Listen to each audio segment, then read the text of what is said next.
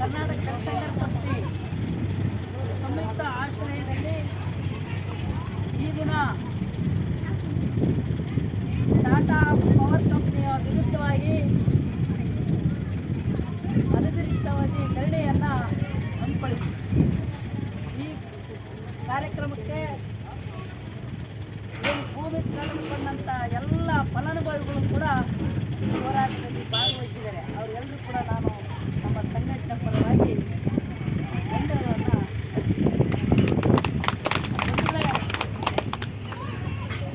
ಈ ಕಾರ್ಯಕ್ರಮಕ್ಕೆ ಚಿತ್ರದುರ್ಗ ಜಿಲ್ಲಾ ಸಮಿತಿಯಿಂದ ಪ್ರಕಾಶ ಪಾಪಿಂಗಪ್ಪ ತಿರುಮಲೇಶಿ, ಸತೀಶ ಬೂದೇಳಿ, ಶಿವಣ್ಣ ಬಸವನಹಳ್ಳಿ ಮತ್ತು ಈ ಗ್ರಾಮದ ಎಲ್ಲ ಮುಖಂಡರು ಮತ್ತು ಮಹಿಳೆಯರು ಕೂಡ ಸೇರಿದ್ವಿ. ಈಗಾಗಲೇ ತಿರುಮಲೇಶಿ ಕೂಡ ಮತ್ತು ಪ್ರಕಾಶ್ ಹೇಳಿದಂಗೆ ಏನು ಟಾಟಾ ಪವರ್ ಕಂಪ್ನಿಯವರು ದಲಿತರ ಭೂಮಿಗಳನ್ನು ಖರೀದಿ ಮಾಡುವಂಥ ಸಂದರ್ಭದಲ್ಲಿ ದಲಿತರು, ಅಮಾಯಕರು, ಅವಿದ್ಯಾವಂತರು, ಅವರ ವ್ಯವಹಾರ ರಾಜಕೀಯ ಶಕ್ತಿ ಇಲ್ಲದಂಥವರು ಅಂಥವರ ಒಂದು ಬಂಡವಾಳವನ್ನು ಇವರು ಬಳಸಿಕೊಂಡು ಅಮಾಯಕರ ರೈತರ ಭೂಮಿಗಳನ್ನು ಅತ್ಯಂತ ಕಡಿಮೆ ದರದಲ್ಲಿ 1 ಎಕರೆಗೆ 3 ರಿಂದ 4 ಲಕ್ಷವರೆಗೆ ದಲಿತರ ಭೂಮಿಯನ್ನು ಖರೀದಿಸಿದರೆ ಅದೇ ಭೂಮಿಯನ್ನು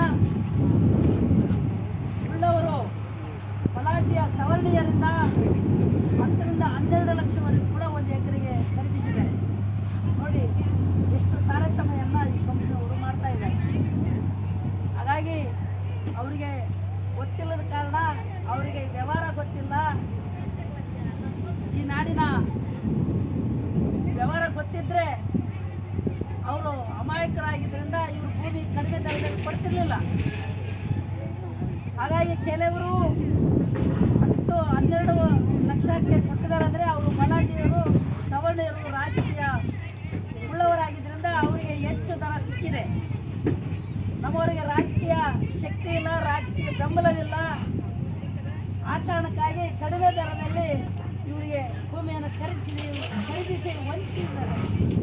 ಮೊದಲೇ ನಾವು ಕಂಪ್ನಿಯವರಿಂದ ಒಂದು ಬೇಡಿಕೆಯನ್ನು ಇಟ್ಕೊಂಡಿದ್ದೀವಿ. ಏನಂದರೆ ಈಗಾಗಲೇ ಅತ್ಯಂತ ಕಡಿಮೆ ದರದಲ್ಲಿ ಇವರು ಭೂಮಿಯನ್ನು ಕಳ್ಕೊಂಡಿದ್ದಾರೆ. ಅಂಥವರ ಕುಟುಂಬಗಳಿಗೆ ಕನಿಷ್ಠ ನಿಮ್ಮ ಕಂಪ್ನಿ ಒಳಗಿರ್ತಕ್ಕಂಥ ಯಾವುದಾದ್ರೂ ಒಂದು ಉದ್ಯೋಗವನ್ನು ಕಲ್ಪಿಸಿಕೊಟ್ರೆ ಅವರು ಬೀದಿ ಬಂದಂಥ ಕುಟುಂಬಗಳು ಜೀವನ ಮಾಡೋಕ್ಕೆ ಅನುಕೂಲ ಆಗುತ್ತೆ ಅನ್ನೋಂಥ ಬೇಡಿಕೆಯನ್ನು ಇಟ್ಕೊಂಡಿದ್ದೀವಿ. ಈ ಹೋರಾಟ ಮಾಡೋದಕ್ಕಿಂತ ಮುಂಚಿತವಾಗಿ ಈ ಕಂಪನಿಯ ಮುಖ್ಯಸ್ಥರು ಯಾರು, ಇಲ್ಲಿ ಯಾರು ವ್ಯವಸ್ಥಾಪಕರು, DM, ಜನರಲ್ ಮ್ಯಾನೇಜರ್ ಅಂತೇಳಿ ಅವ್ರನ್ನ ಭೇಟಿ ಮಾಡಿದ್ವಿ ಖುದ್ದಾಗಿ.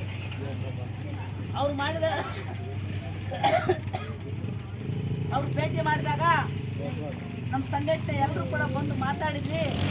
ಇಷ್ಟು ಅನ್ಯಾಯ ಆಗಿದೆ, ಅದಕ್ಕೆ ಇಲ್ಲಿರ್ತಕ್ಕಂಥ ಕೆಲವರಿಗೆ ಭೂಮಿ ಕಳ್ಕೊಂಡಂಥ ರೈತರಿಗೆ, ದಲಿತರ ಭೂಮಿಯನ್ನು ಏನು ಖರೀದಿಸಿರ ಅಂಥ ಕುಟುಂಬಗಳಿಗೆ ಬೀದಿ ಪಾಲಾಗಿದ್ದಾರೆ, ಅವ್ರ ಜೀವನೋಪಾಯಕ್ಕೂ ಕಷ್ಟ ಆಗಿದೆ. ಅದಕ್ಕಾಗಿ ನಿಮ್ಮ ಕಂಪ್ನಿಯಲ್ಲಿ ಯಾವುದಾದ್ರೂ ಒಂದು ಉದ್ಯೋಗ ಕೊಡ್ರಿ ಅಂತ ಕೇಳ್ಕೊಂಡಾಗ ಅವ್ರು ಇಲ್ಲಿರ್ತಕ್ಕಂಥ ಜನರಲ್ ಮ್ಯಾನೇಜರು ಇಲ್ಲ, ಅದು ಟೆಂಡರ್ ಮುಖಾಂತರ ಇದೆ, ಟೆಂಡರ್ ಕ್ಲೋಸ್ ಆಗುತ್ತೆ, ಈ ತಿಂಗಳ ಅವಧಿ ಒಳಗೆ, ಜುಲೈ ತಿಂಗಳು ಅವಧಿ ಒಳಗೆ, 1ನೇ ತಾರೀಕು ಅವಧಿ ಒಳಗೆ ನಿಮ್ಗೆ ಅವಕಾಶ ಕೊಡ್ರಿ, ಅಲ್ಲೇವರೆಗೂ ಅಷ್ಟು ನಾವು ಟೆಂಡರನ್ನು ಮುಗಿತೈತೆ. ನೆಕ್ಸ್ಟ್ ಟೆಂಡರ್ ಯಾರು ಬರ್ತಾರೋ ಅವರಿಗೆ ನಾವು ಸೂಚನೆ ಕೊಟ್ಟು ಏನು ನೀವು ಬೇಡಿಕೆಯನ್ನು ಇಟ್ಟಿದ್ರೆ ಅದನ್ನು ಈಡೇರಿಸ್ತೀವಿ ಅನ್ನೋಂಥದ್ದು ಕೂಡ ಅವರು ಭರವಸೆ ಕೊಟ್ಟರು.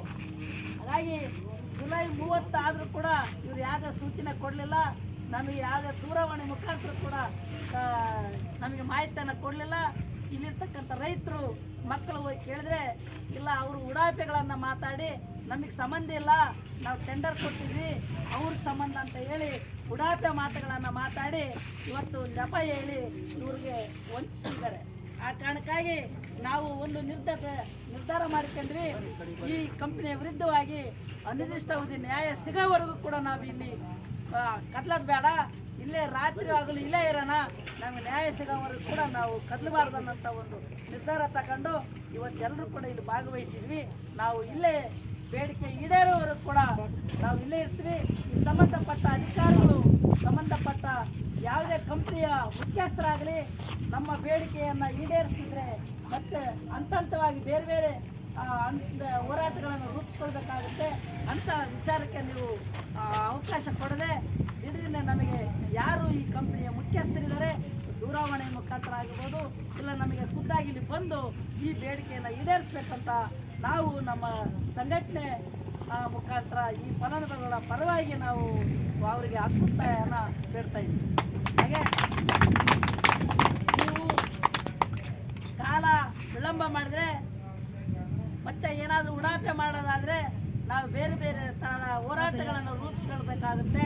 ಅದಕ್ಕಾಗಿ ದಯವಿಟ್ಟು ಕೂಡಲೇ ಇಲ್ಲಿರ್ತಕ್ಕಂಥ ಜನರಲ್ ಮ್ಯಾನೇಜರ್ ಏನು ಇದನ್ನು ಕಂಪ್ನಿಯನ್ನು ಜವಾಬ್ದಾರಿ ತಗೊಂಡಿದ್ದಾರೆ ಅವರು ಸಂಬಂಧಪಟ್ಟ ಟೆಂಡರರ್ ಆಗಿರಲಿ, ಕಂಪ್ನಿಯ ಮುಖ್ಯಸ್ಥರಾಗಲಿ ಕರೆದು ಈ ಒಂದು ಇತ್ಯರ್ಥ ಮಾಡಬೇಕು ಅಂತ ನಾವು ಈ ಸಂದರ್ಭದಲ್ಲಿ ಅವರಿಗೆ ಒತ್ತಾಯಿಸ್ತಾ, ಮತ್ತು ಇಲ್ಲಿ ಇರ್ತಕ್ಕಂಥ ಎಲ್ಲ ನಮಗೆ ಮಾತಾಡೋಕ್ಕೆ ಅವಕಾಶ ಕೊಟ್ಟಂಥ ತಮ್ಮೆಲ್ಲರಿಗೂ ಹೊಂದಿಸಿ ನಾನು ಮಾತುಗಳನ್ನು ಮುಗಿಸ್ತೇನೆ.